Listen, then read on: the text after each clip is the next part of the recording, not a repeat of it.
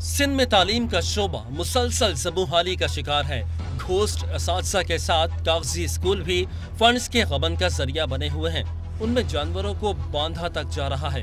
2013 में Sindh high court में पेश की गई रिपोर्ट में तस्लीम किया गया था कि सूबे में 6000 से ज्यादा स्कूल काम नहीं कर रहे, तहम उनको फंड्स का इजरा जारी है। घोस्ट असातिज़ा की सूरत हाल ये है कि बाज़ स्कूलों में पढ़ने वाले 2 या 3 हैं, मगर पढ़ाने वालों की तादाद 11 है। आदादोशुमार के मुताबिक सूबे में 5 से 12 साल की उम्र के 40% बच्चों ने स्कूल में कदम तक नहीं रखा। सिंध के देही इलाकों में तो सूरत हाल और भी गंभीर है, जहां 32% बच्चे स्कूल जाने से महरूम हैं। मजीद सितम ये कि जो तालीम हासिल कर रहे हैं वो भी उर्दू या सिंधी में लिखे गए जुमले नहीं पढ़ सकते। 66.5% बच्चे अंग्रेजी में लिखी तहरीर नहीं पढ़ सकते, जबकि 73% बच्चे सादा और 2 अददी तफरीक के सवालात भी हल नहीं कर सकते।